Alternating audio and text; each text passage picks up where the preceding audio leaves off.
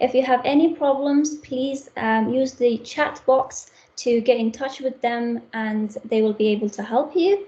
Please be respectful. We have 0% tolerance for profanity, hate speech or racist remarks. You will be removed if we see any of that in the chat box. We also ask everyone to please turn off their cameras. It will be much better to be able to communicate with our speakers.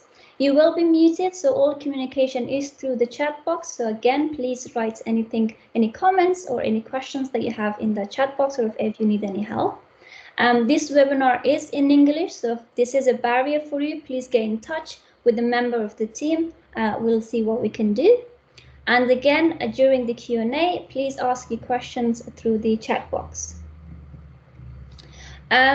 You all should have received a booklet about this webinar with everyone's information in there, which of course, I don't think any of our speakers really need introduction. So we will not be reading their biography.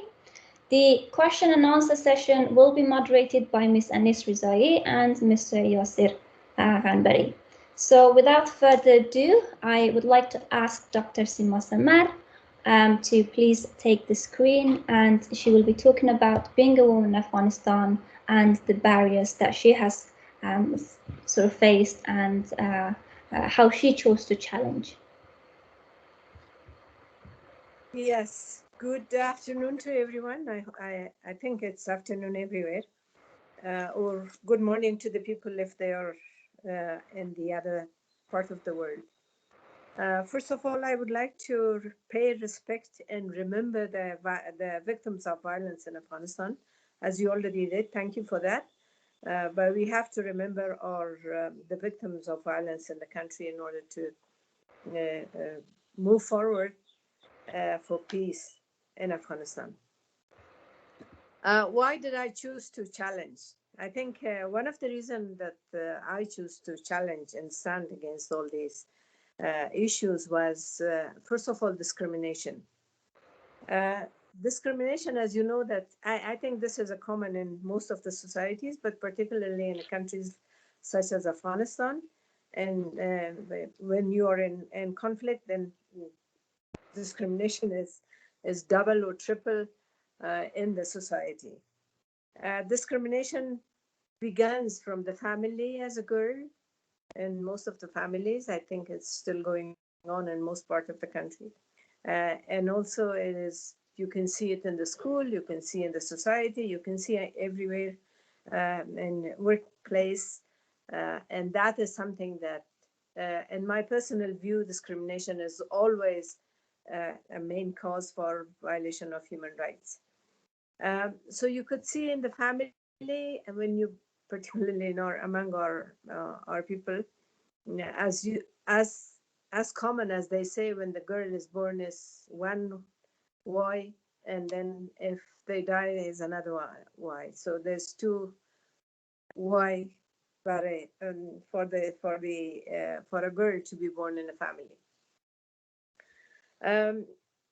Even today, in most parts of the country, or and it's more in the poor families or families who are not educated enough, that they really prefer boys to the girls. If they have some possibility in order to educate, they prefer their boys to be educated rather than girls. If they have food in the family, of course, the good quality or the good part of the food is going to the boys in the family rather than going to the girls. If it's coming to the health issues, if a boy child is sick in one part of the country and they want to bring it to Kabul or to some other better health facilities, they prefer to bring their boys rather than girls. That is the fact in our country. So that was one of the reasons that I really tried to stand against those things. And of course, when as a child, when I went to school,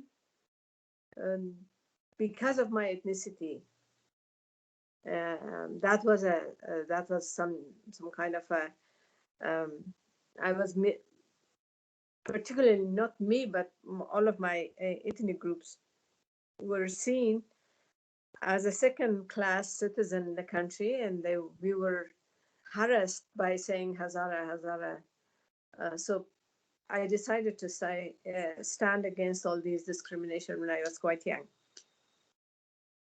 It was same within the society. I grown up in Helmand, actually, and then simply they were calling a Hazara guy.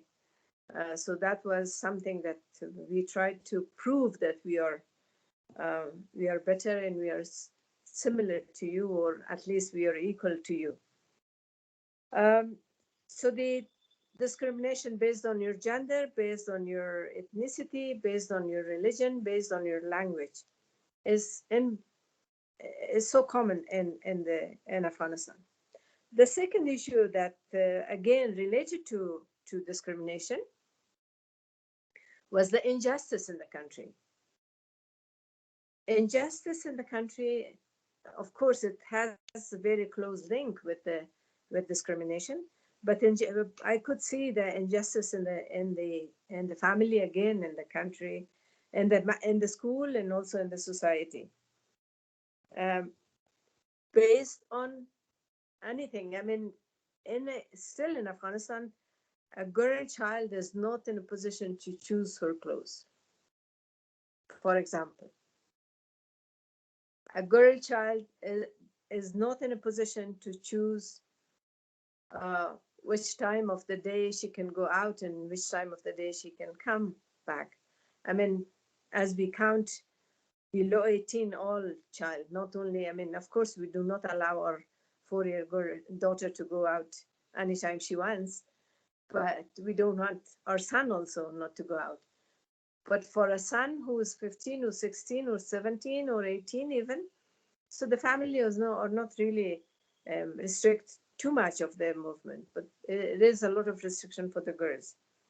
So even for the education, for the let's say when they choose their profession, it's always the family who try to guide the daughter more than the son, because they think that the daughter needs to have the approval of the father, particularly in the family, and also, of course, sometimes the poor mothers also has to say, and to say, okay, please, my daughter, my good girl, wear your scarf properly, or you wear which color you want to wear. Even there's a restriction on wearing the colors or choosing the color of their clothes. So the injustice within the family, within the school, within the society, of course, disturb the social justice also. Habiba, I think we are witnessing that the injustice, the lack of social justice in the country. If it comes to any development project, if it comes to building a road, if it comes to build a hospital, if it comes to build schools, if it comes to supply, for example, during this COVID, we could see clearly that the discrimination based on gender and based on ethnicity was so high, actually, unfortunately, particularly based on gender, because at least they were bringing the male patients from remote part of the country to Kabul, because at the beginning there was it was really impossible to do the COVID test in Daikundi, for example. I know somebody who took a swab for COVID test and gave it to a driver from Daikundi to bring it to Kabul. And he came to Kabul and went back, took his passenger. After 3 days, the doctor asked from the driver, did you give the swab to the hospital for the test? Oh, I'm sorry, I forgot it in the car. So that was the situation.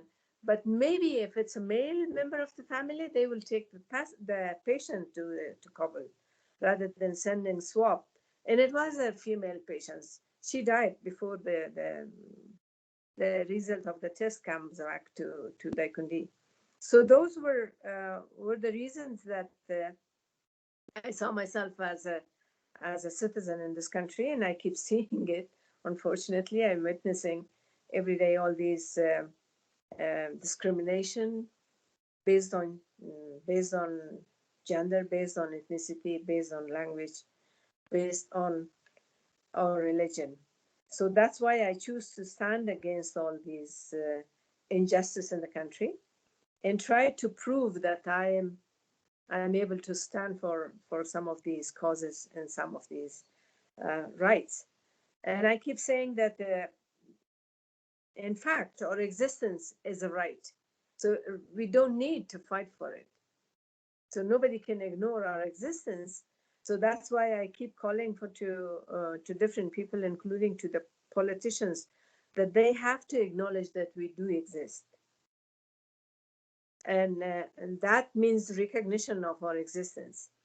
Then they have to include us if they really want justice and social justice, inequality in the country, and to reduce and remove discrimination from the society. And then they have to include us, and then they have to support. But sometimes they include a woman in a position, or they put in a ministry or deputy minister as a deputy minister, or in any structure, then they will not support unless we have the capability really to prove ourselves and make the space for ourselves. The space is already conducive for a boy to grow up and to be to prove themselves, that to show their ability, but it's not conducive for the girls. They have really to struggle hard in order to prove that they are equal and they are able to do the work that they have to do. And we always face that. I think Habiba John also, but I always face that most of the people and the leaders keep saying that we don't count you as a woman. And I say, excuse me, I am a woman and you have to count me as a woman. So this itself is a discrimination, because they think that women cannot do some good work. So even the leadership, the leaders in Afghanistan, you name it, from different ethnic groups, they always say, no, we don't count you as a woman. This is discrimination, because how can you undermine my gender because I'm doing some good work? So the good work goes to the men. So these are the reasons that I stand. I am not going to take a lot of your time. And thank you very much for organizing this. I don't know if I would say Happy Women's Day. We keep saying it, but it's really not a very happy Women's Day in Afghanistan. We lost a lot of our sisters and a lot of our people, unfortunately. And thank you again. Thank you. Thank you so much, Dr. Samar. That was really insightful, inspiring. Before we move on, I do want to share a very short story. So I'm from Jawghari and I grew up in Jawghari. And there was a recording of me when I was about 3 or 4 years old, where I can hardly speak, where my grandma has asked me what I want to be when I grow up. And at the age of 3, I said, I want to be Dr. Sima Samar. So, Dr. Sima Samar, you have been an inspiration to millions of women around the world. So thank you for all your work, and thank you for everything that you've done. Thank you for inspiring millions of young girls like me who took you and look at you as a role model and wants to be like you and sort of follow your path. So thank you. Thank you. Now I would like to ask Dr. Habiba Sarabi to please take the screen. She will talk about changing the mindset by our ability. But before that, I want to congratulate Dr. Sarabi for the prize Simon Weil from France. She's been given this prize for the International Women's Day 2021. So congratulations, and the screen is yours. Thank you very much, Humaira John, Rokia John, for organizing all this young generation, for organizing this webinar. And salam to everyone. Salam to my dearest sister, though we met yesterday or day before, Dr. Sib Samar, and today we are meeting via video or online. So sometimes things can happen very quickly, sometimes, of course, taking time. I want to say happy Women's Day for all of you, that you are dear in the Western country, because I'm saying that to remember. I'm sure that you remember the Women's Day, but you remember the miserable time of Afghan women that they are inside the country. I'm echoing with Dr. Sima Samar that yesterday also we had celebrated the Women's Day, but I said that I will not say Happy Women's Day because I'm not saying since or till the after peace government that men and women can sit together again. That like yesterday we sat together. So since that time I will not say Happy Women's Day to my sister in Afghanistan. But anyway, I wish you all the best and very happy Women's Day. That at least it's an opportunity that to celebrate and to talk and together to share our information. So as Dr. Sima Samar said, we are celebrating the Women's Days this year. At the same time, the peace talks are going on here in Doha. I'm representing you people. Of course, there are some young generation here, but as a woman, I'm representing you. I hope that you can support us to represent well. At the same time, the Taliban is for much more increasing the target killing, especially for women, for women activists, for journalists, and also different women that they are working with government or non-governmental organization as a civil society. So this target killing is happening every day, and women are suffering.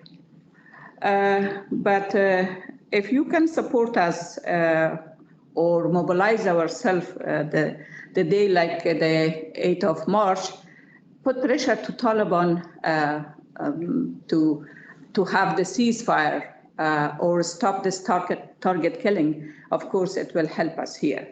As I said that I'm representing you here in the Doha talk, but how I could reach to this point, and the topic that I have selected or chosen is that changing the mindset by our ability, how we can build that ability.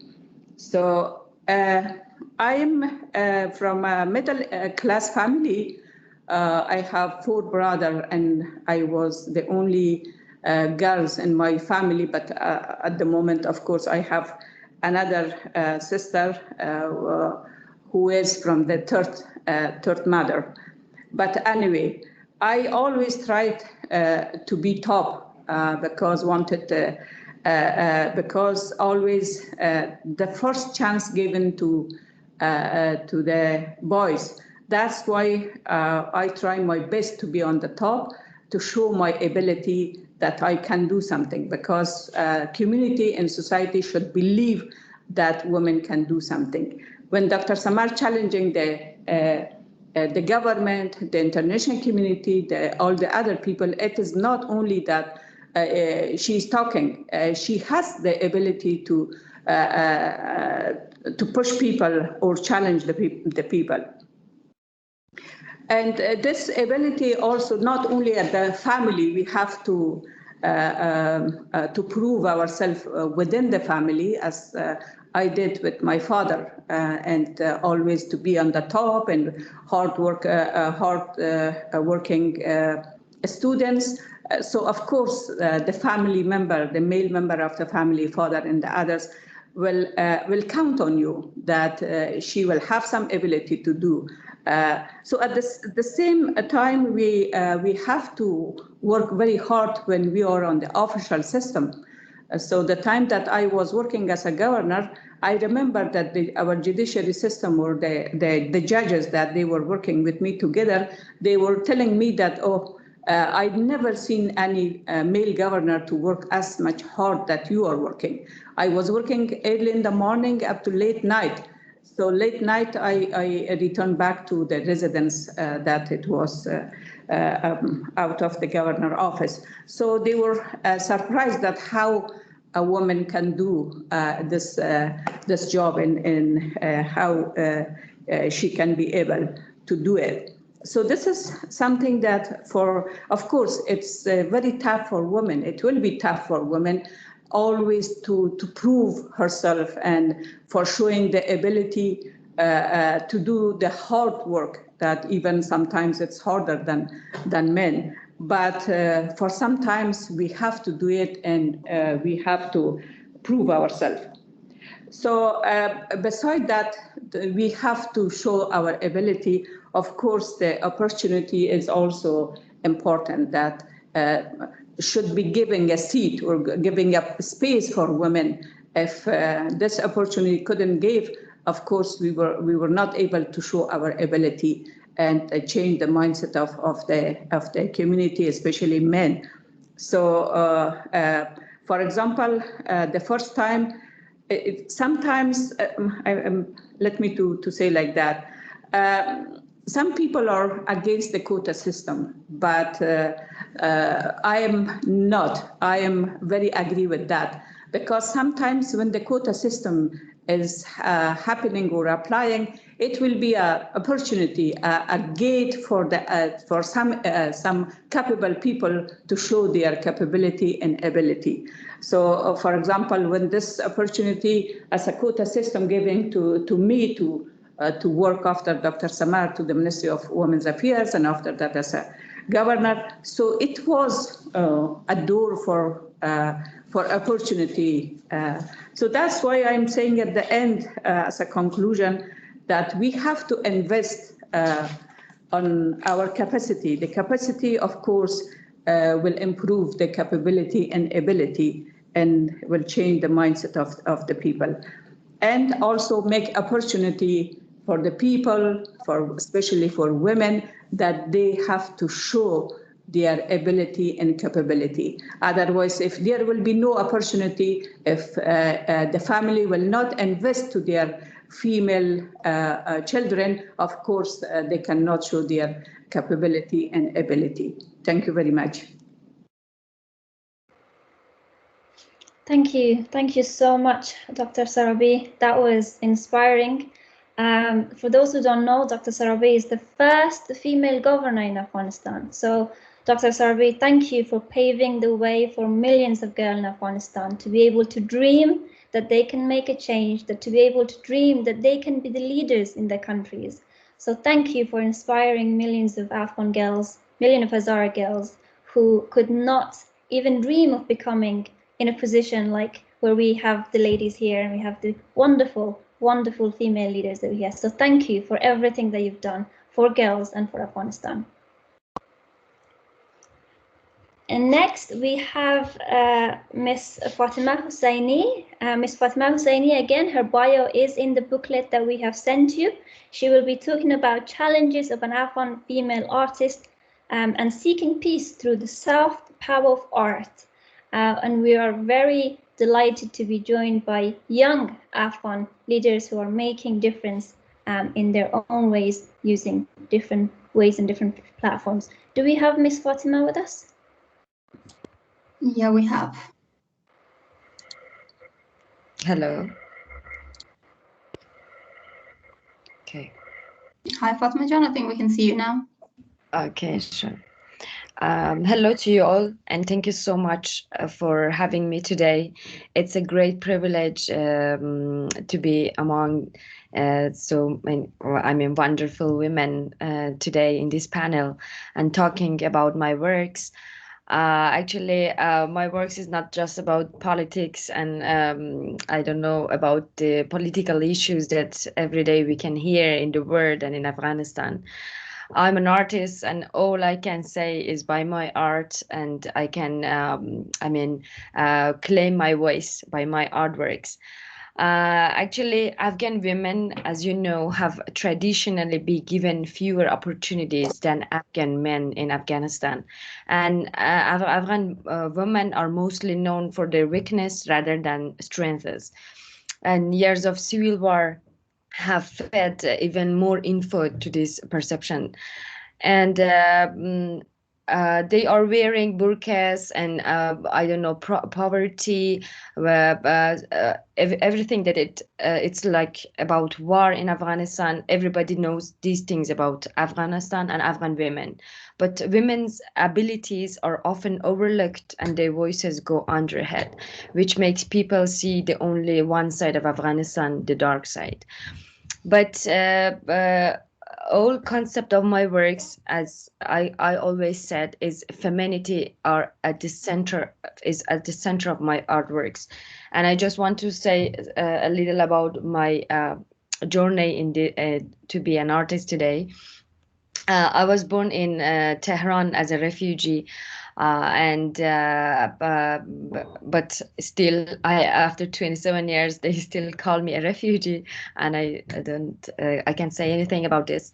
I studied mathematics, and then I studied industrial engineering, one bachelor, and then after one bachelor in industrial engineering, I got a scholarship in University of Tehran to study photography, but it was so weird for a typical Afghan family like my family, that why you don't want to be an engineer, why you don't want to be a doctor, why artist, why a photographer, and it was just a war for me in my journey, and finally I went to and I graduated from University of Tehran, and after that I had some master classes in gender studies at AUB.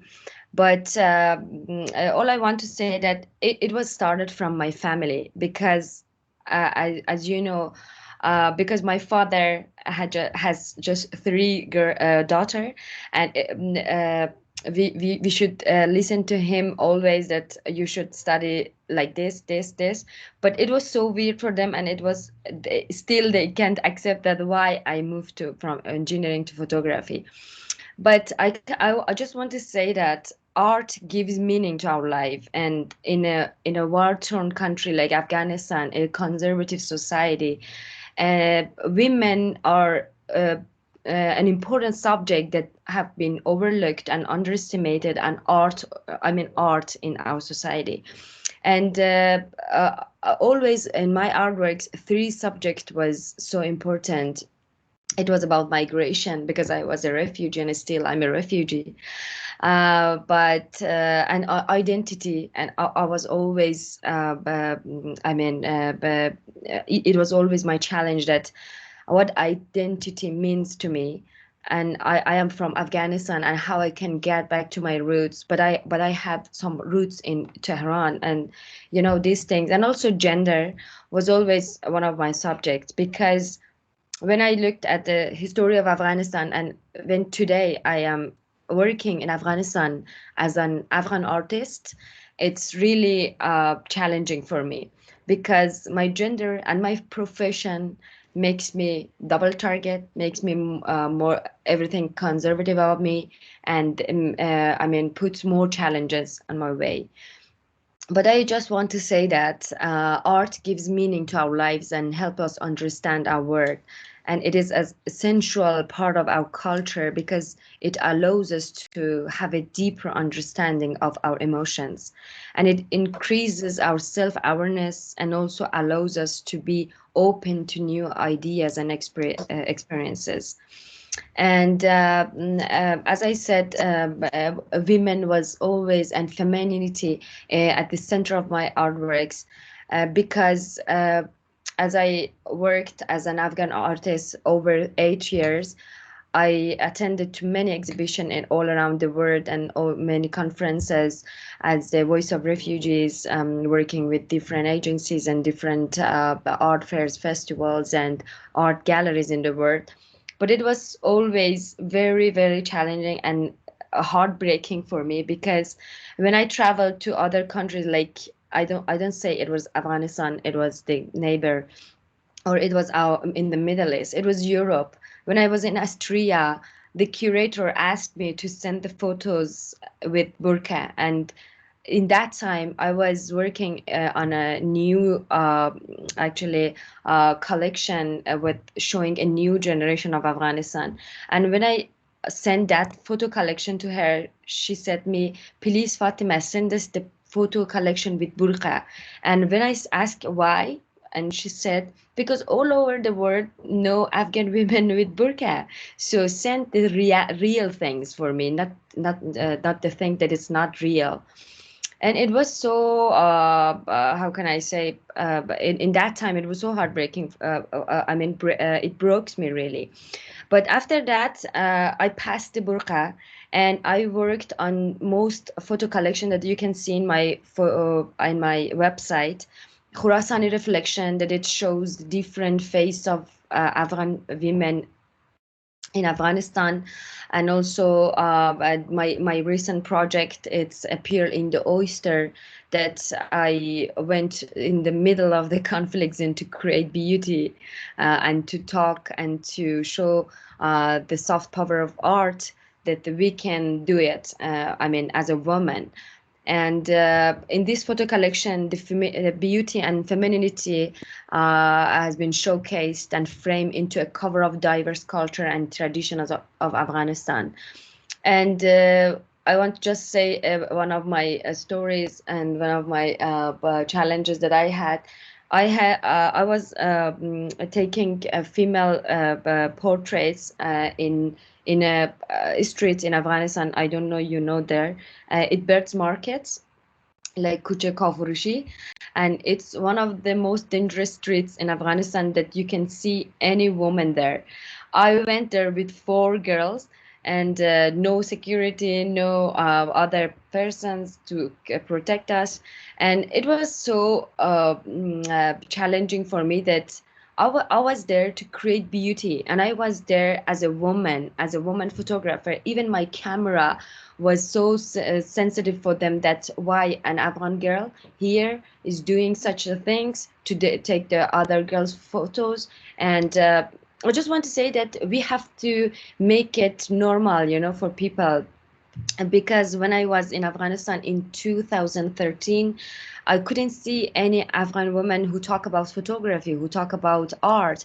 But when now I'm working there in 2020, I can see that most of the girls want to use this soft power of art, and to talk in their from their peace corner. But we have also so many other challenges, because I had also these challenges that one collection I worked, it was just for one ethnicity in Afghanistan. I was working on Topak, or the Hazara face from Daikundi. And also, I don't know, because I was a woman and I'm a woman, or I don't know, I came from a diaspora, or I was not familiar with the Afghan community. I get so many negative comments that why you are doing this, why you are covering women without covering their hairs, why you focus on one ethnicity, why you don't do this. Otherwise, I was working on photo collection Khurasani Reflection, that it's covered all diversity and all ethnicities in Afghanistan. But I just want to say that working as an Afghan woman artist, your gender, your profession, everything. And today you can see that I also work as a photojournalist, working with Al Jazeera, Vice, Insider, and Outriders, and different agencies in Afghanistan. And this is also another challenge for me these days, because, as I said, my gender, my profession as a photojournalist, as an artist, make me double target. And nowadays I can just say that when they ask me that why you are working in Afghanistan, it doesn't target you. You are covering women without hijab.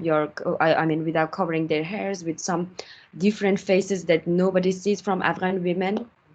But what can I say? And what can I say, that who is protecting photojournalists, or who is protecting artists in Afghanistan? Because when we are talking about the war zone, about the country like Afghanistan, art can be the last thing that people can think about this, because everything limited to political issues, limited to I mean gender inequality, and in other subjects more important than art.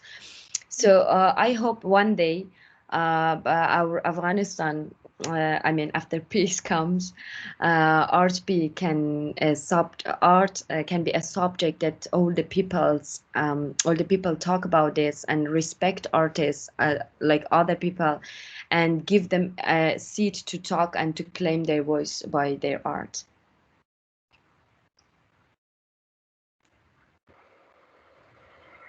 Thank you. Thank you, Thank you. Fatima. That's really inspiring, and it's really refreshing to see that the young generation of Afghan women are taking different paths to empower other women, to fight the gender disparity, to fight the gender problems in Afghanistan.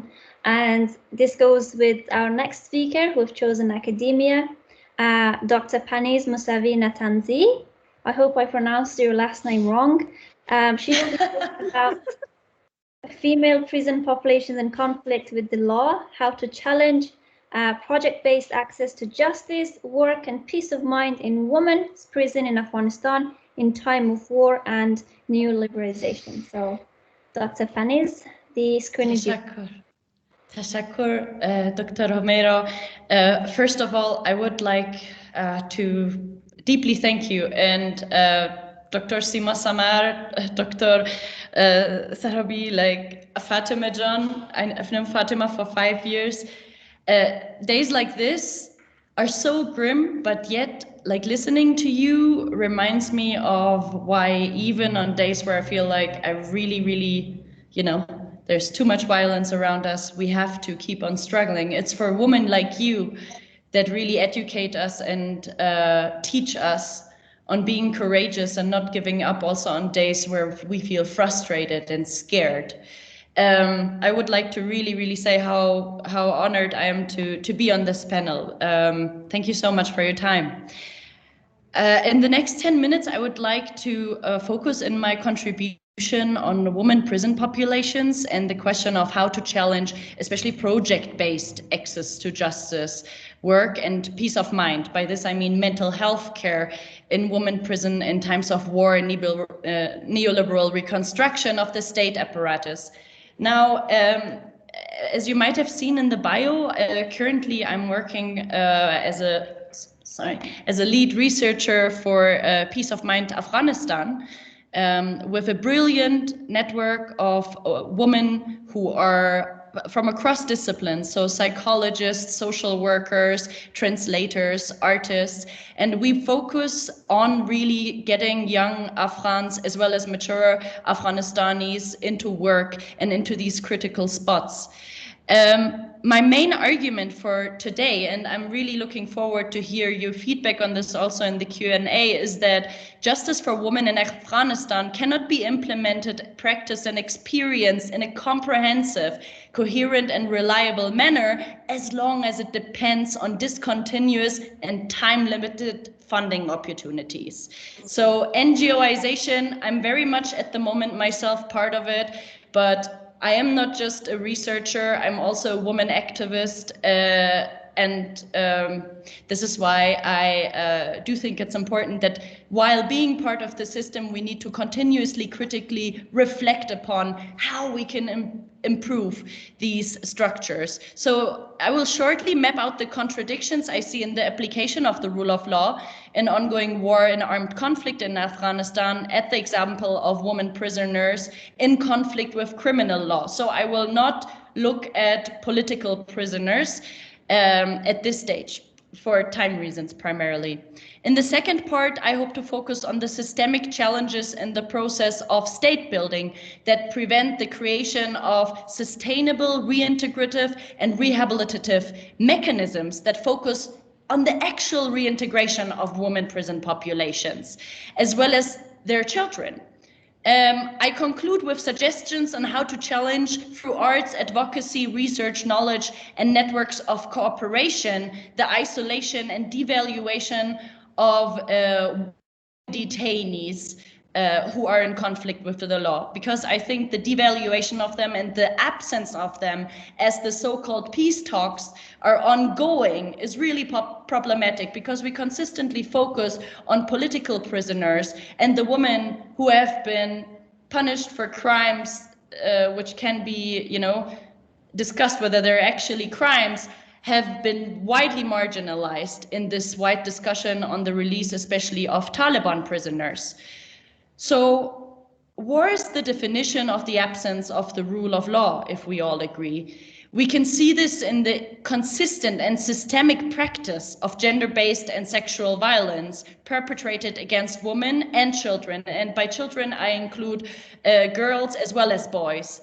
And impoverished men. I'm not going to engage with this now in focus, but I'm more than happy to discuss the role of poor men and their need for access to justice afterwards. So gender-based and sexual violence is, as the brilliant and path trailblazing woman before me have said, entrenching all realms of life, at work, at home, and in public in Afghanistan, despite of billions of dollars, and I explicitly say dollars, of humanitarian assistance floating easily, much more easier than people, in and outside of Afghanistan, for the purpose of so-called reconstruction in the past 2 decades. So successes in providing access to justice, work, and healthcare, including mental health care for women and their children in prison, are at the moment not comprehensive, not sustainable, but insular and fragmented and conditional. And the conditions are given by big donors, states and non-state actors, and NGOs are, of course, forced to adjust to these conditions as they're implemented through projects. The women in prisons, and here I refer only to women again in conflict with criminal law, can generally be categorized, I say very generally, into 2 groups of cases.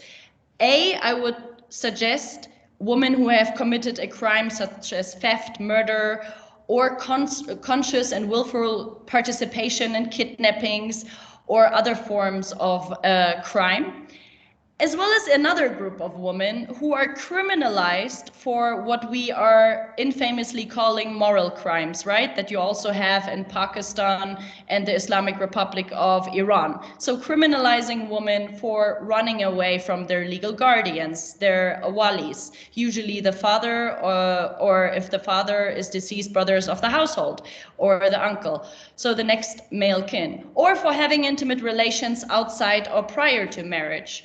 So these 2 groups are currently coexisting in non-political prisons. While the first group consists of women who were actively involved in the unfolding of a crime scene in accordance to statutory law that has been implemented in Afghanistan since 2004, and the brilliant Sima Samar and Dr. Sarabi have been so crucial in bringing the interests of women into the law. So I'm just so hyped to have you on this panel. And the second group is criminalized primarily based on Islamic and customary rule of law.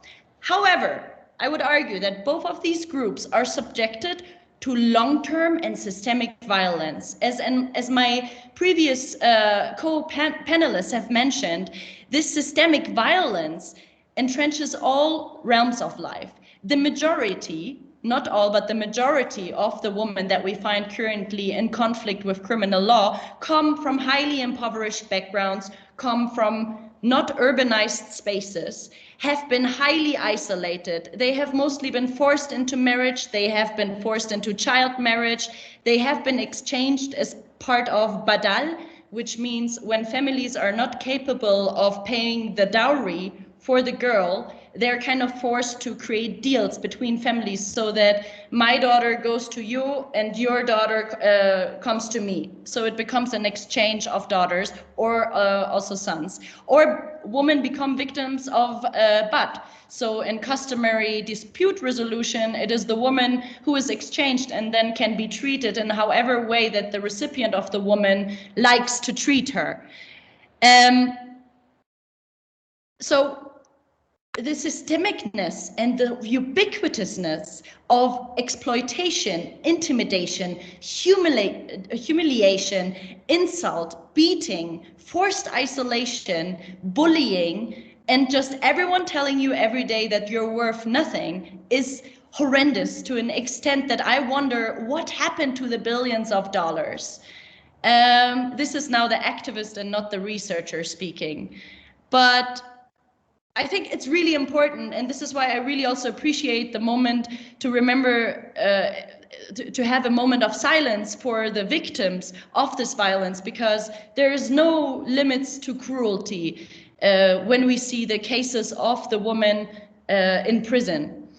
As such, women are consistently criminalized for crimes that they committed after years of systemic torture, abuse, and assault and exploitation. And this is something that we do not just see in Afghanistan, but also in the United States, as well as in Europe. Women being punished for having been mistreated, and rather than the criminal behind the original act of violence going to prison, the woman goes to prison.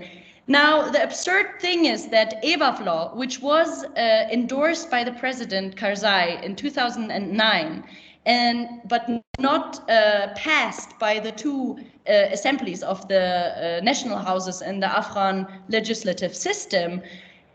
In Article 5.11 of EWAF law, for instance, we see that women have the right to choose their spouse. However, in the way that law is practiced, we unfortunately see that since this law has not been gone through Parliament, judges rule against the interest of the woman.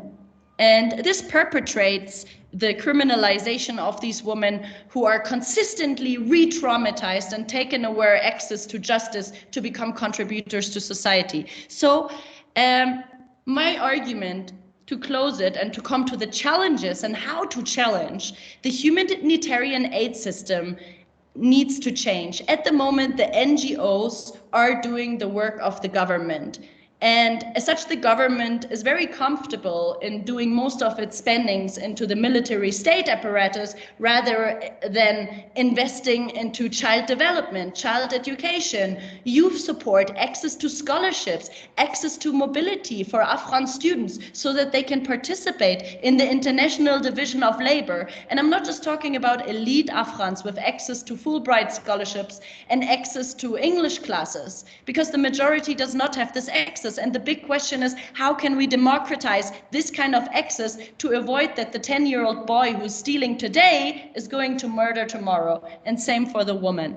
So I think, like, I deem it very, very hard. And I think every day in Afghanistan, we walk against walls, and it can be really, really frustrating and depressing. As individuals, as citizens in Afghanistan and outside, like, please remember to donate, get involved, and create contact with us. You know, if you have ideas, reach out. It is a lot of emotional labor, but I think if we all do self-care and first take care of ourselves, we can also be there for the many communities in which we are part of. Then mental health advocacy. Mental health needs to be a right, especially in a nation of traumatized people. And every woman in prison should have the right, even when the project has ended, to a psychologist, as well as a gynecologist, as well as people engaging with their children. Because the children not having access to any form of daycare anymore after the project ended will have the problem of not developing their sensual abilities and later on having problem in finishing school, and so goes on the spiral of violence. Furthermore, artists such as Fatima and other brilliant woman artists in our communities, as well as transnationally, can become representatives of the challenges that we see, especially among populations that are not highly visible in public discussions, such as women in prison and in conflict with criminal law. And last but not least, I hate advanced capitalism. It makes me mad, but capitalism is a reality. So how can we help women to gain access to work? We need business developers. We need people with ideas. We need startups. And for instance, women in prison have a lot of capabilities. Most of them can sue, they're brilliant painters, they're brilliant poets, they're brilliant storytellers. So let us together create platforms where these women can be heard and we can shame those people who criminalize them for no reason. Sorry for taking so much time. I thank you so much for listening. Thank you so much, Dr. Paniz. That was really interesting and really insightful. I have so many questions from everyone, but I am going to give that privilege to everyone else. Just to, sorry, we do apologize a little bit about misunderstanding that. Attendees unfortunately cannot type their questions in the chat box. So what we can do is if anyone has any questions, if they can raise their hands, they will be promoted to presenter and they will be able to ask their questions in the chat box. So if you guys have any questions, please use the raise hand icon. We will be able to promote you to a presenter and you will be able to write your questions in the chat box. Thank you. I will now give the screen to Anis Rizai and Yosir Ghanbari to moderate the Q&A. Thank you, Humaira John. Salam to everyone. I would like to thank our wonderful panel members for taking the time for taking us through their experiences and helping us better understand the challenges women in Afghanistan face. We have prepared a set of questions prior to giving the platform to our audience. Just as a reminder to our audience to be concise when asking their questions so that we can give the opportunity to as many people as our time allows. So the first question goes to all our panel members. Can we please start with Dr. Sima Samar and Dr. Sarabi, and followed by Fatima John and Dr. Panis. So the first question is about creating an inclusive environment.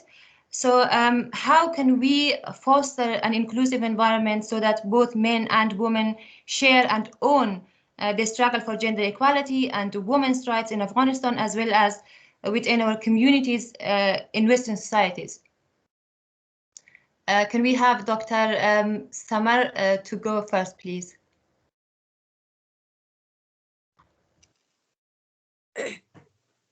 I think we already spoke about it, that we have to stand for all these. Few recommendations, I think. One, I think I keep telling the youth and the young generation that everything is possible if we have the commitment to stand for it. Number two, I think the rights is not given to anyone as a gift. In some countries, when there's a really law enforcement is strong, then it will be given as a gift because the previous generation made the law. But in our case, it is not. We have to stand for all those values and principles and for our rights. Otherwise, we will be lost in the middle. The third point that I keep telling the young generation, that they have to build their capacity and knowledge, because nobody can take the knowledge from a human being, even if they put in a prison. What Dr. Panis said, I saw it myself for 17 years, so it is not really. It is in some cases it's worse than what she said already. The fourth point is that the involvement of women in the politics, because we have to be in a high level position in order to make decisions. If you're not participating on politics, really with capacity, with ability, not to be given by someone, then we will be able to bring some positive changes and really help women. By the way, I have to say that I have to mention that women, yes, as Habiba Jan said, quota system for parliament in Afghanistan. We should not be only there to make the environment colorful. That's why I wear usually the very sharp colors to make visible myself. It should be because of our capacity. You know, I am going a little further. I say it's not enough to be physically woman, but we should be really tough feminists in order to bring changes. So I stop here.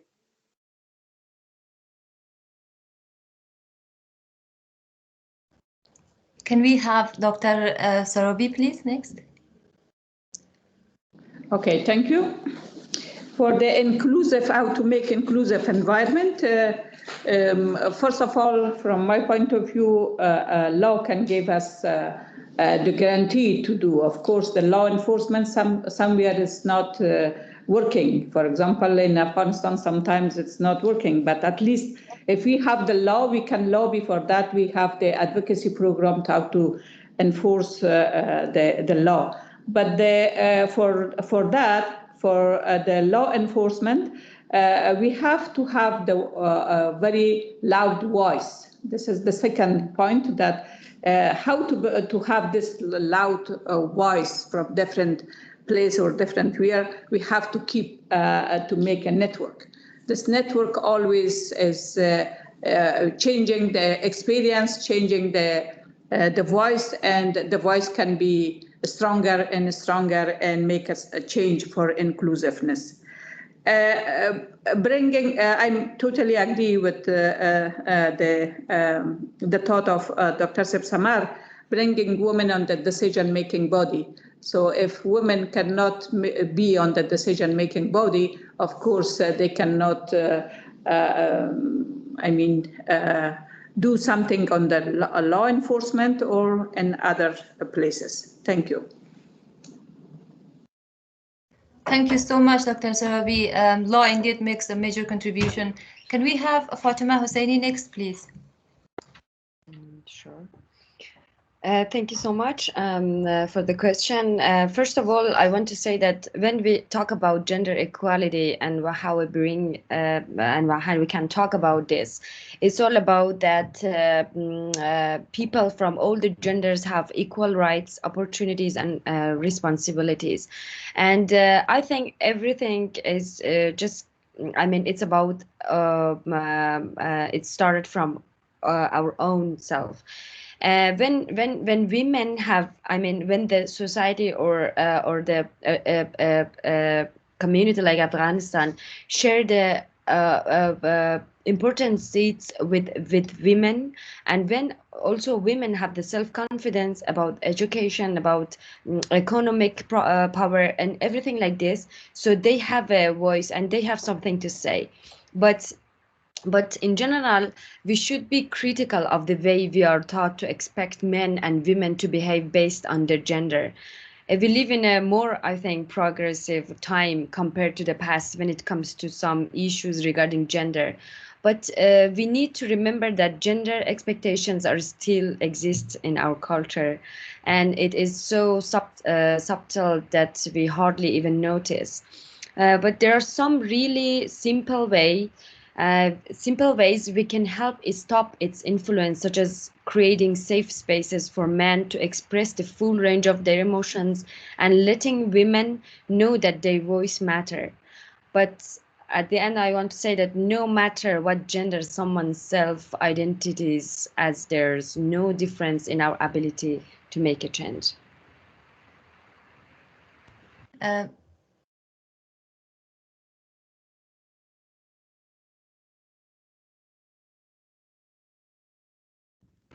Anis, you're muted.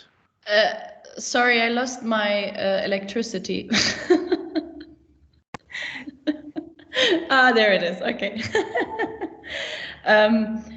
So I would just continue where Fatima just ended. We are all different. And when we try to create inclusive environments, when we think about consistently equality, what does equality mean? Equality means creating systems that integrate, understand, and respect our difference. Because obviously, not every woman has the same political opinions. And men, we can have pro-feminist and very misogynist men, and even women themselves can be often enemies to each other. So within spaces, regardless whether domestic, workplace, or in public, I think it's about an understanding for how diverse we are as human beings, humbleness, and also the capability to listen.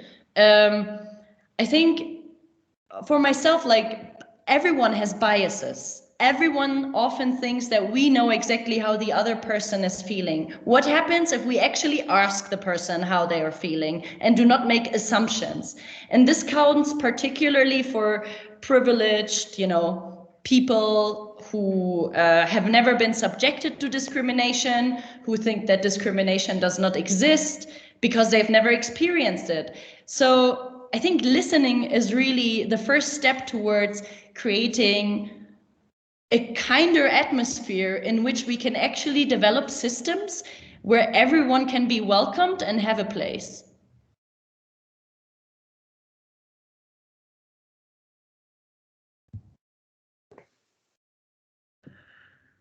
Thank you very much. I would like to also, before I start, extend my thanks to the members of the panel.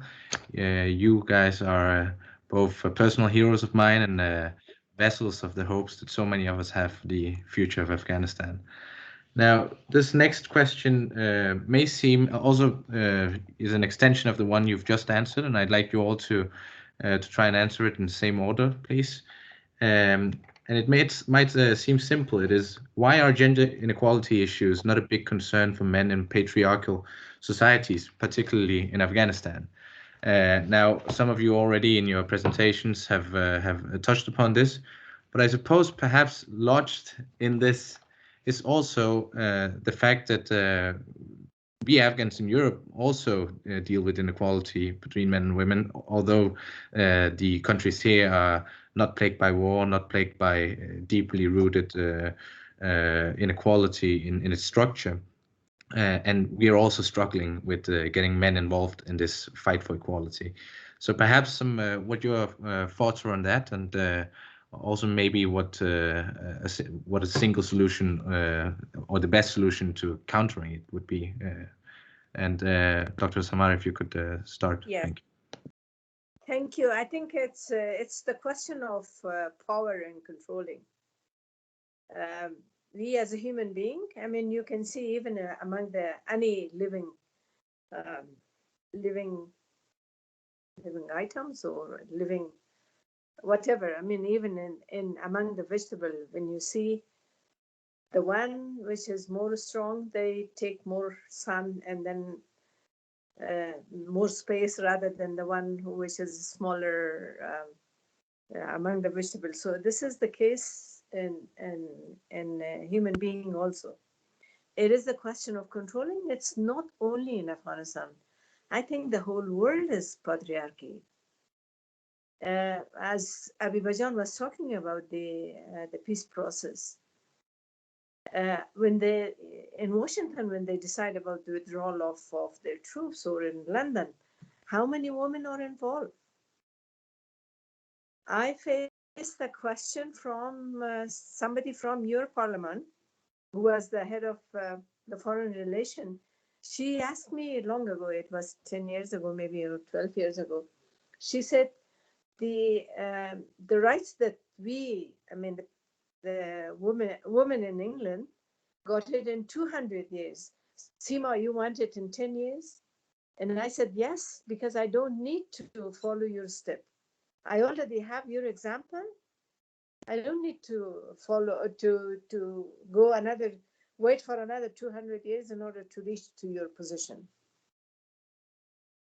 So I think the overall looking to the issues of women, they see all the time. They look at us like that. There was another ambassador from your country to ours, from England, to Afghanistan, and I invited him for, was it 10th of December, I think, or 8 March, in a program. He went on the stage and he said, I said that what is our achievement and what is still lacking, we have to get those. And he said, do you know that when the women in England got the right to vote, they only got the right to vote in 2017, if I remember correctly. I don't know if it's true. If I remember, of course he knew, but if I remember it correctly. So this is the kind of situation. So we are, the woman, particularly in Afghanistan, is not only dealing with the male patriarchal society of our own. We face the same with the big generals outside of Afghanistan, including people from England or including people from the other European countries. They look at me and saying, Sima, do you think the principles of human rights or the values of human rights, which is Western values, is applicable in Afghanistan? And I say, excuse me, we are human. When we speak about human rights, it doesn't really say about the geography. Humans everywhere. So I think it's the human nature. It's the question of power. It's the question of controlling. That is why in every country during the election, the male candidate, of course, they are saying that we will give this rights and this rights. They promote equality among men and women. But after election, then it's gone. I mean, but of course, in some of the countries like Nordic countries, I mean, the recent issues that Danish government said that the ministerial pad, I'm not saying hygienic pad, because the blood which we lose every month is not dirty. They are giving free ministerial pad to the female citizens of their country. We cannot speak in Afghanistan about this. If we speak, then we are Shim Safed. We already have half of our eyes Safed, so that is clear. So I stop here. I don't go too far. Thank you, Dr. Samar. Just a short correction. The idea of free hygienic pads in Denmark was a it was only it wasn't put into parliament yet. Okay, now Dr. Sarabi, if you could perhaps continue. Thank you. Thank you. I want to be very short because it needs a little bit more study. If you can go to the history, you can find the root of this kind of patriotic culture, patriotic view. So I find it on the culture. Cultural is also something that which is its impact is a lot on that, and also law. If we can make the law to be gender sensitive or to promote women's rights, of course, day by day, society can be changed. I want to be very short. Thank you. Thank you very much, Dr. Sarabi. And if we could continue with Ms. Hossaini. Sure, thank you. Honestly, when we talk about, I mean, just it's not just about Afghanistan, because when you see, and I can say this as my experience living in Tehran, Iran, and also in the countries in South Asia, we can say that this patriarchal society and community exists still, and we still feel it. I mean, my question is that I call myself an education, a woman who have education, who see the words, who have a voice to say, who has something to say. But why still I am I am fighting with these things. You know, as an artist in Afghanistan, and even in Iran and even in Pakistan, I can see and I see and I can hear about my friends that it has even still two sides. They appreciate you too much, like, wow, your work are amazing, your I don't know, your appearance or everything, and you think that you have you find your place in Afghanistan, and everybody's appreciating women, everybody's appreciating art, but in another side they blame you that as Dr. Sima Samar said, you are so chishim safid, why you don't cover your hairs, why you're taking other girls' photos like this, why you talk like this, why you laugh like this, you know. Still, we can feel it in Afghanistan. We are talking that we are experiencing. I mean, that it's a modernity come to Afghanistan, and we have so many cafes, restaurants. People don't think about religious, don't think about hijab, don't think about Islam, and they think this is the modernity. But still, there are so many. I mean, these old mindsets exist there, and I can see that even we can see that in the community that elite people in Kabul are existing, and just not about the people in provinces. So I can say that it's not just in Afghanistan. In like in Iran, these things are past. I mean, they don't think about that. Women have find their place. They can claim their voice at least, and they can attend to important decisions. But still, they have issues with, as you see every day in news, that they have issues with some points, some even their personal decisions, like they don't want to have hijab, but still in Iran they force, the government force them. So it depends. I mean, it go back to the power, to the people who are decide for us. So I can just say that it's just not about Afghanistan. It's exists in so many countries. Thank you very much, Ms. Hossaini. And finally, Dr. Mosavi, if you could give your 2 cents on this subject. Sure. I think, if I may, sorry, I don't want to my doctoral thesis. I wanted to understand what the role of men actually is in creating more space for women, especially in terms of cultural production. And I think it's really important to say, when we talk about men, are we actually not talking about masculinities? And there are different masculinities. Also, masculinities are on a spectrum. And I think one of the lovely masculinities, or who supports me every day, for instance, my father or my husband, who is Afghanistani, but believes that I also should have the same mobility and access to rights as he has. So men need to get more involved and educate men. I think that is one issue.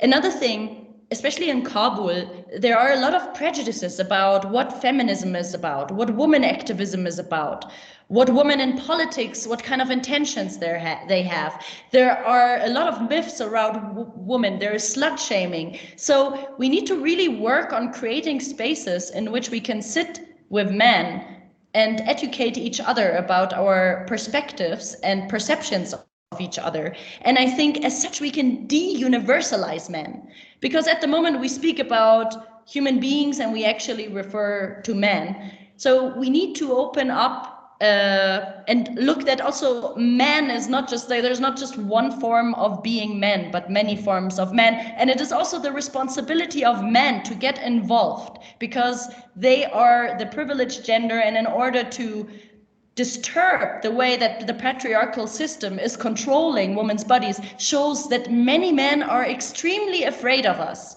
And out of fear, they try to restore the space that they traditionally had by killing us, by raping us, by intimidating us, by cheating on us. So I think we have to really have these open discussions. from Islamic perspectives and Christian discourses, as my pre-speaker said, this is nothing intrinsic to Afghanistan. In Afghanistan, it's the modality of war, which does not allow the implementation of the rule of law. But apart from that, patriarchy is universal, and it's about an international conversation that we need to have to take men who think that they're better than women or smarter down from their throne and make them, give them a big time reality check. I'm sorry, I have to leave. I have another meeting. Thank you very much for everyone, and have a good discussion later. Thank you, Dr. Samar. Yeah, I'm almost. We will end in 30 minutes and 29 minutes actually. So thank you so much, Dr. Panis. We will open the platform to our audience. We have a few hands raised. Can we unmute Lena to rejoin, please? The floor is yours. Please do go ahead. Lena, I think you should be able to unmute yourself.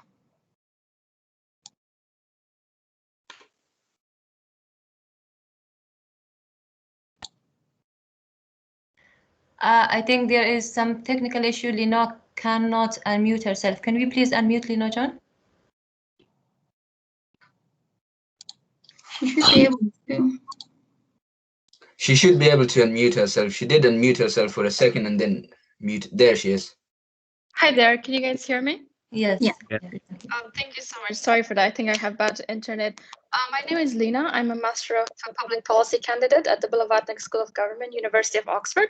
And I'm originally from Bamiyan, Afghanistan. It's such a privilege to be here and be hearing wonderful women such as yourselves give the talk. So thank you so much for being here. And thank you for Hazara Council of Great Britain for putting this together. My question was kind of about the role of change from the inside and the role of change from the outside. And this kind of went back to Dr. Sima Samar's comment in regards of women's involvement in politics.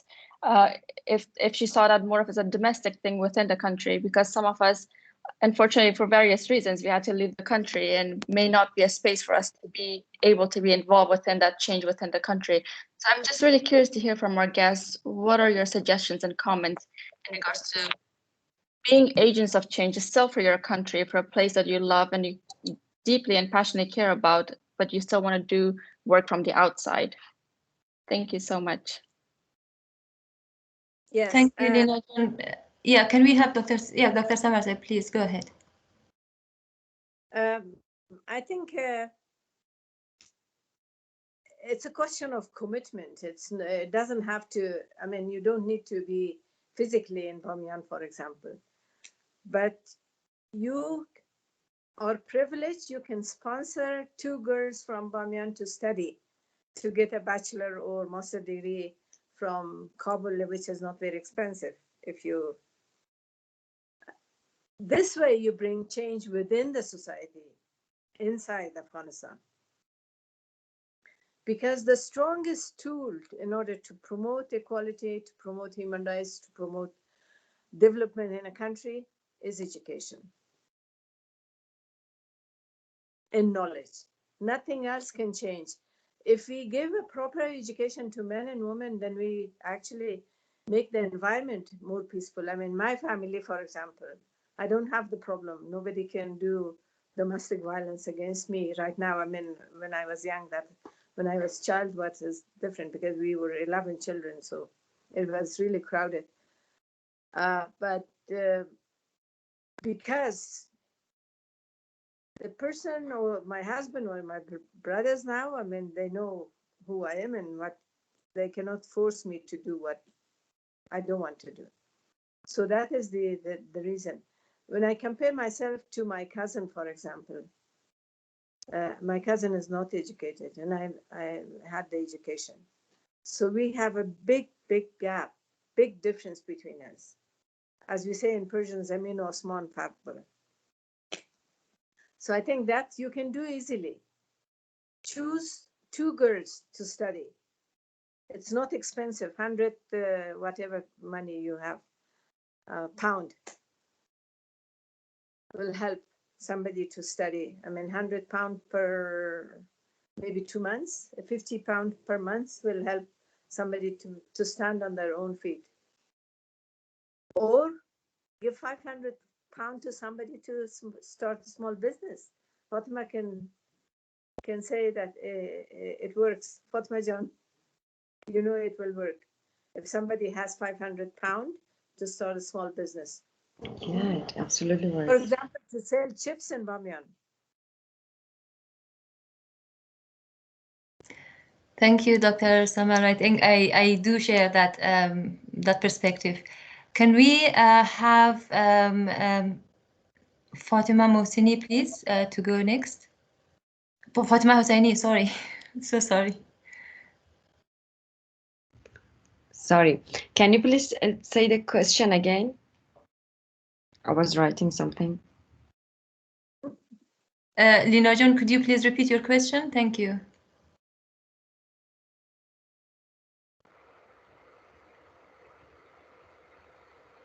Lina cannot unmute herself. Mehdi, could you please unmute Lina John? I think Lena is gone. I can't see Lena in here. Lina is here. I can see Lina. Can we have Dr. Panis to answer next, and then we'll go to Fatima John. Oh, Fatima John, she asked the role, how she can be an agent of change when she's based outside. Okay, thank you so much, Paniz Jan, for telling me a question. I'm sorry, I was writing something. And I can just say that, you know, in every field you are, and in every field you're working, or any major you study, you can work to so many girls that you don't know even about them. I can say that I received so many messages, I mean, on my Instagram page from so many girls in Afghanistan, and even in provinces like Daikundi, I can't believe it. And even a girl in Europe, that Fatima, thank you so much for showing just a little part of Afghanistan. I don't know anything from my homeland, and I think now, I mean, it's just a part of my life, and I think I did it, and I could bring some changes in somebody's life. And even I can say it's the impact of social media. But about some other works, but you can see every day we have so many problems in Afghanistan regarding the education, about the economy, about everything else. And I just can say that you can help to, as Dr. Saib said, about the education. I mean, just £200 it's not anything for you, but it can change a girl's life. And I had the chance to visit Dr. Saib organization in Afghanistan, and you don't know that it was just a platform that Dr. Saib made, but so many other girls from all over the world made fundraising, and it was just like $20, $50, but they raised all around $200 or $300, and it could change a girl life from Daikundi, that she doesn't I mean, she doesn't have anybody in there in her life. So I think it was just one simple, or like the businesses but in I can suggest you that help women's life in Afghanistan, about the education, about the business, about every part of their life, because as I said, in a war-torn country like Afghanistan, women are particularly one of the vulnerable part of the society.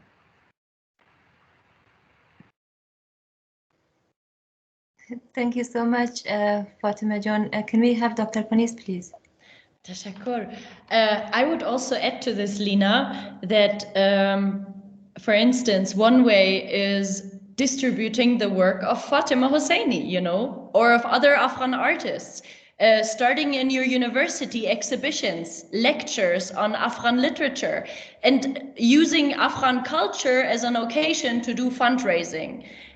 For instance, after the attack at Kabul University in November, the university does not have enough money to, support the survivors.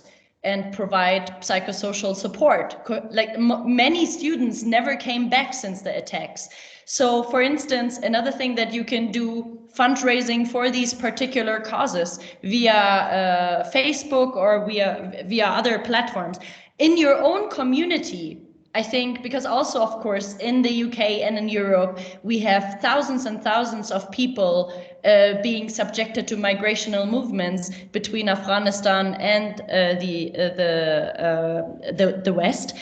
In your own community, is there a newly arrived teenager, you know, whom you can help by becoming their mentor, by telling them how to gain access to scholarships? Like every day, I'm asked here by people to just learn how to actually, you know, search for scholarships and helping people to understand scholarship applications. By that, you do already a huge service, or helping people editing their English, you know.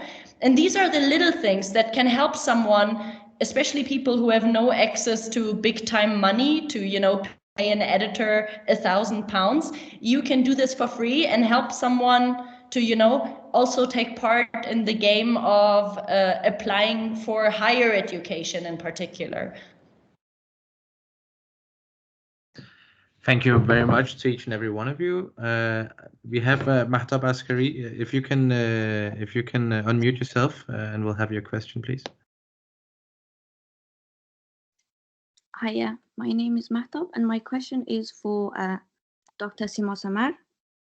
And that is, how effective are your position as a woman leader, where members of the very government who has given you the position openly discriminate without any consequences on the basis of not only gender but ethnicity as well? So in other words, how much are Afghan women politicians in a position of power individually? I think this question should be asked from some other people, because I can't really say how effective my work was. At least we are talking about it. It was going on in the country without even acknowledging that the Hazaras are killed because of their ethnicities. Hazara labor. I mean, I was just discussing last night with someone that when I was in Pakistan long ago, during Taliban time, we were documenting killing of the Hazaras in Zabul by Taliban. But unfortunately, I don't have the power to arrest them or to what I could do. I do advocacy for them and calling for justice, and that's also not possible. It's not only my job, it's everybody's job, including yours. I don't know if I understood your question properly. I guess what I'm trying to say is that when you go into a meeting and you know that you're you know the only female representing Afghanistan, and simply on the basis of you being a woman, they see you as inferior. And then yet they give you a position of power. They give you up as a position of, okay, she's the governor, or they give you a position where it's like you have the power, but in actuality, because the system doesn't support women, overall, you don't actually have an actual power where you can make substantial change. Because of your experience, how effective are the power which the government gives you? I'm not sure. No, I think I use my power quite substantially, I would say. I think Fatima can answer this question if my power was useful, because I can't say myself. I mean, even now, I mean, I'm not saying that I'm the only one, but among the women, even if I pass on the street, the normal people is bowing or saying salam, this is something, or some police officers, although they don't really respect most of the time a woman, but they do respect me because I really impose myself on them. It's not because they like me, it's just I use my authority to impose myself on them. Dr. Sima Samar, we do know the contribution that you have made in developing Afghanistan. And thank you so much for that. We have the next person, Mahdi Sino, who will ask his question. Mahdi John, could you please unmute yourself and ask your question? Okay, great. Can you hear me? Yes. Yes. Okay, great. Thank you. Thanks for giving me the chance. I thought like as a man or as a guy, I'm not going to get the chance to ask my question, but I'm glad you guys did that. It's 2 o'clock, 2 a.m. in the morning in Melbourne, Australia, but like I was really excited to ask my question. Finally, I get the chance. Dr. Samar, I really admire your work and thank you for being such an important and powerful or impactful person in the Afghan or Afghanistan community. But honestly, like the whole conversation was too generalized and like based on my understanding, we Hazara, like we give more freedom to our women than comparing to other ethnicity in Afghanistan. And like we should agree that. And so my main question is just for Dr. Samar. Dr. Samar, if you send a letter or if you give a call to Sima Samar, she is just 18-year-old. What are you going to tell her? What are you going to ask her? What are you going to highlight that she should pay attention in the future? So this is my main question, but I have some more questions, but I'm not going to waste the time. So thank you for that. Well, first of all, thank you. But I have to say that it was not easy for the Hazaras to give the rights. It took at least 40 years of my life for fighting for that. I mean, it's not everywhere. Still, we Hazaras, we also do a lot of discrimination, but we are much better. It is again because of education, because of the possibilities for the girls and boys to go to school. It's not that they, it is not part of our DNA. Let me put it this way.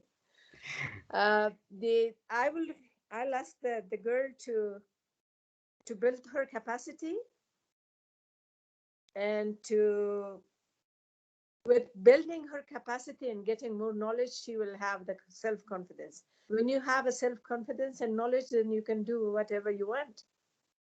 I mean, it is difficult, but it is not impossible.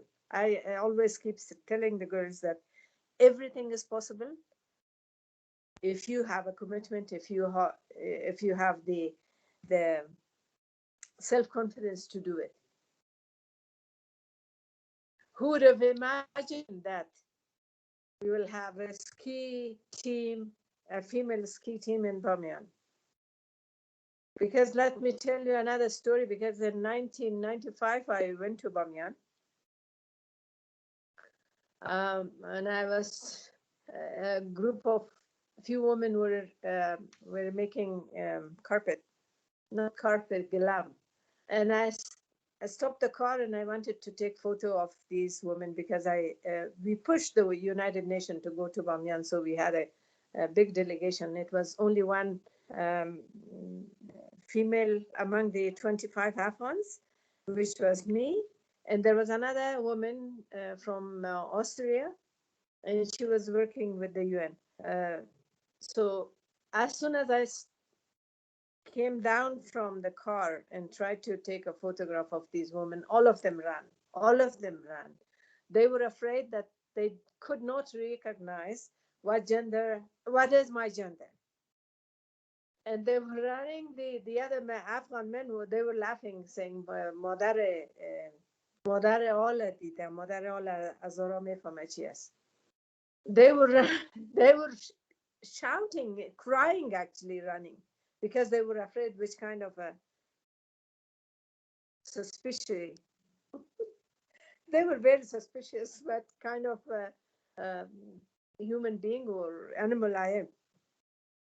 So it came with a lot of work and a lot of energy that they took from us.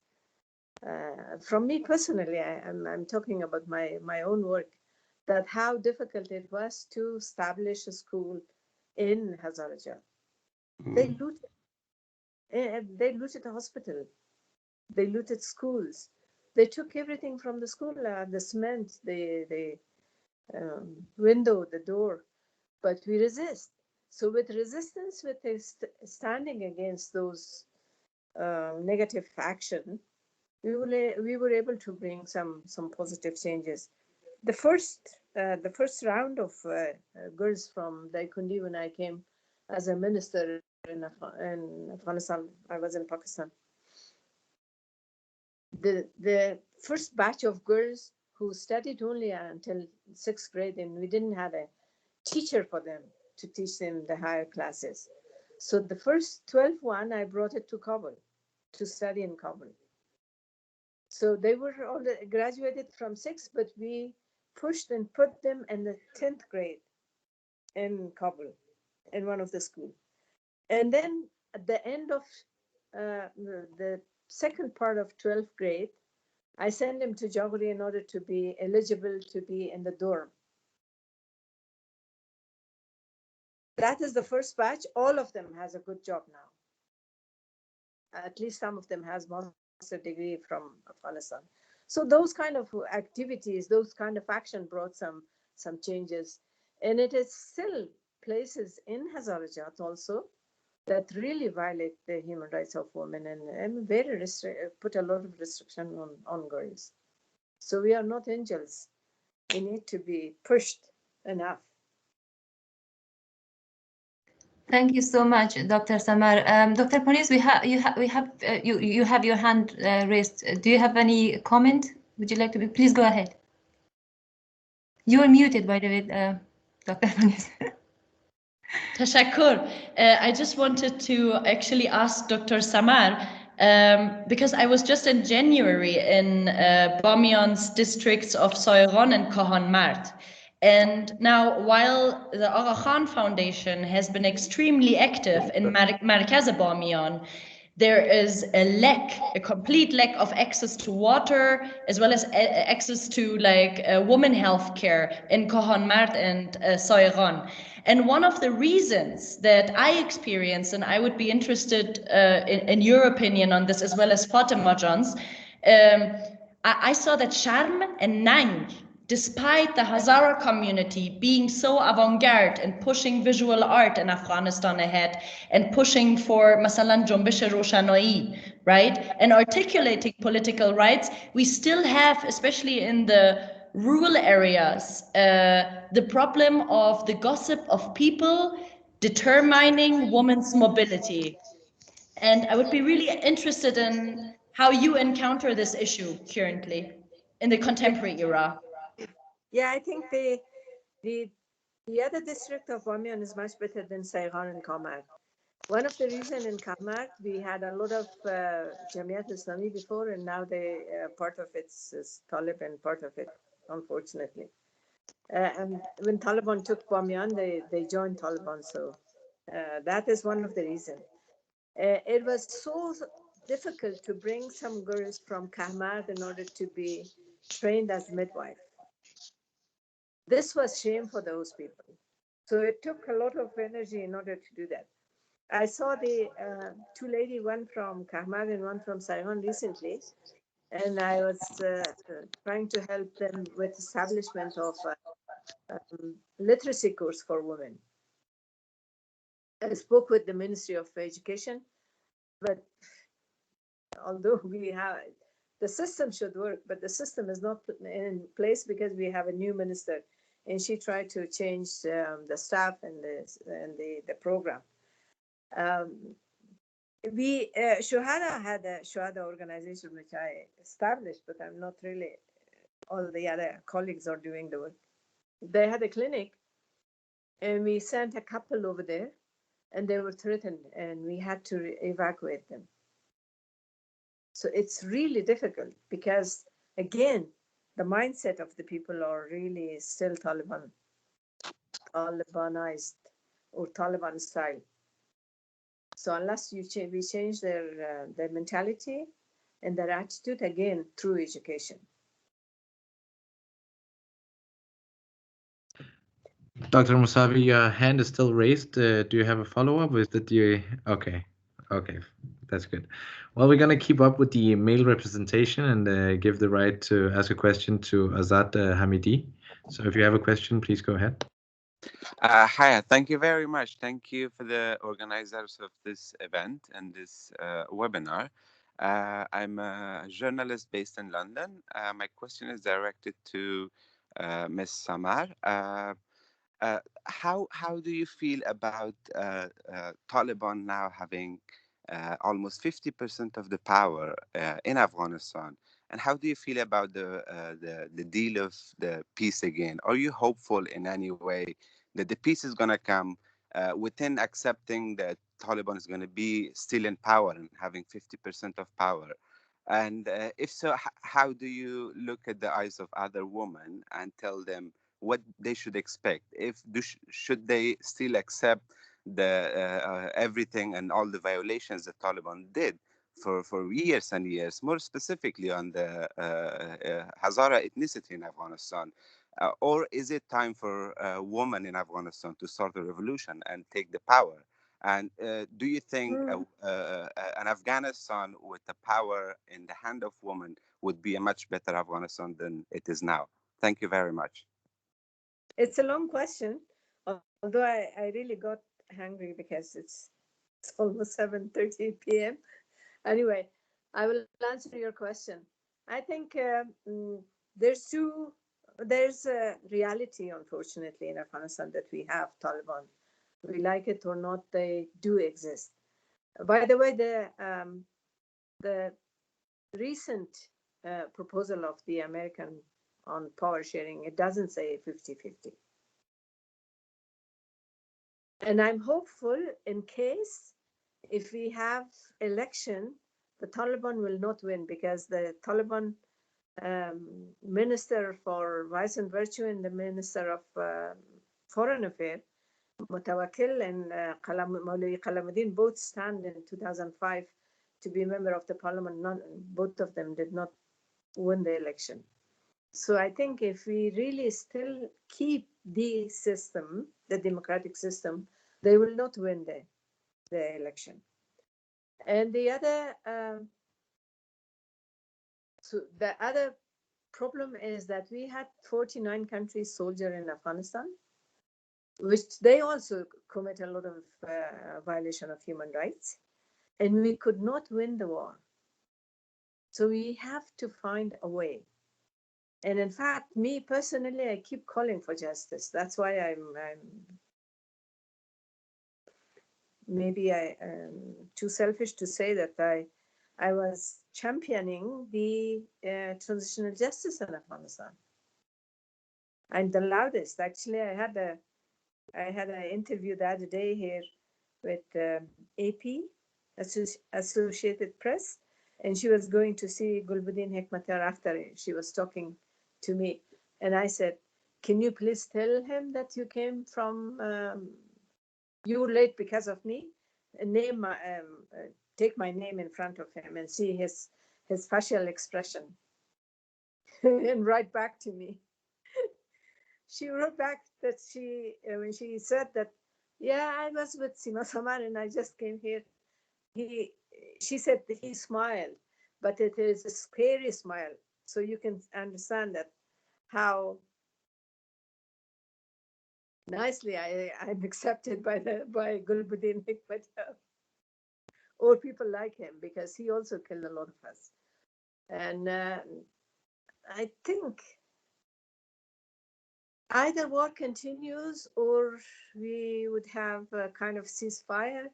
It should be a mechanism to deal with this injustice in the country. And that requires unity of all people. Otherwise, we will be lost.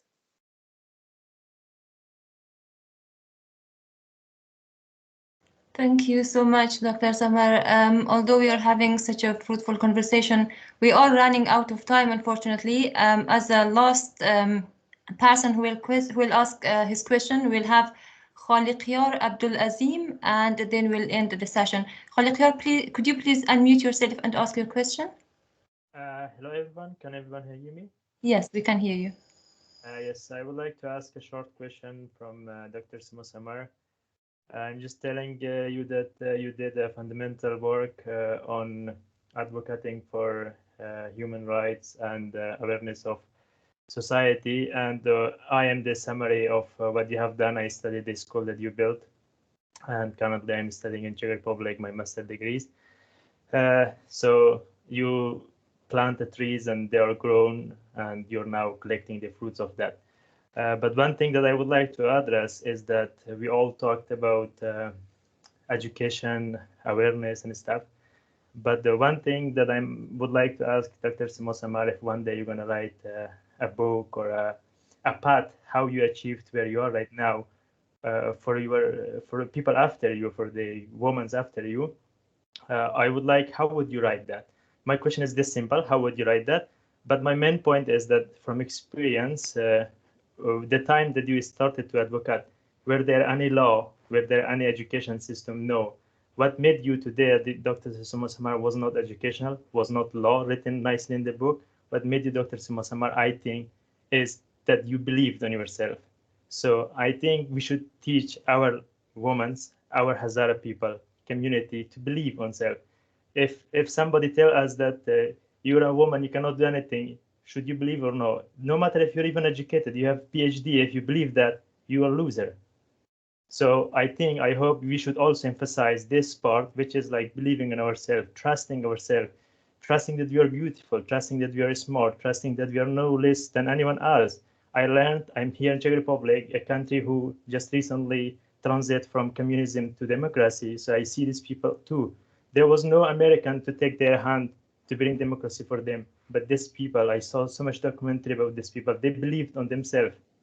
So would you please also, you did a tremendous job, but would you please also focus on this part, not only education, of course, you got so much school, but would you please, society believe, work on belief, work on a part where people don't have it now. If I go to a remote area of Afghanistan and I say, Hazara, are you beautiful? She say, no, Pashtun is beautiful. That's what's killing me. She is educated, she can read and write, but she don't believe herself that she is beautiful. So could you please work on that? I'm getting emotional, but thanks a lot for giving me the chance to talk. So thanks a lot. We should be like Black American people. No matter how much we are discriminated, but we should believe in ourselves and trust ourselves. That's what we need to work. Yeah, I think I really mentioned this self-confidence several times. So that is, maybe we use different language, but when you have self-confidence and commitment, you can change a lot of things. It was really not easy for me when I went to Jowhari, for example, after I graduated from medical school in Kabul. So I keep telling this story to everyone. I climbed to a shawtooth tree to collect shawtooth for my son. And I was 26-year-old.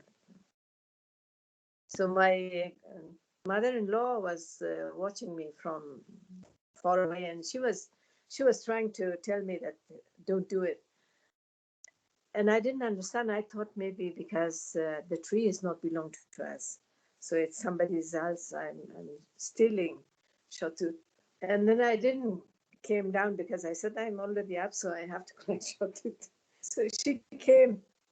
My mother-in-law came closer, and I said, Kholajan, is the tooth, the tooth has one is? She said, no, it's ours, but woman is not climbing on the tree. So I started that way. I mean, most of the people were not really, even the men were not recognizing if I'm a woman, because I was dressing male. I was wearing male clothes because that was easier. That was more comfortable. I couldn't control. I couldn't wear a scarf, so it was quite difficult. But anyway, I think again my commitment gave me space among the people. Then the people start trusting me. So I think it's too late for all of us. It's already 7:35, at least on my side. And thank you very much.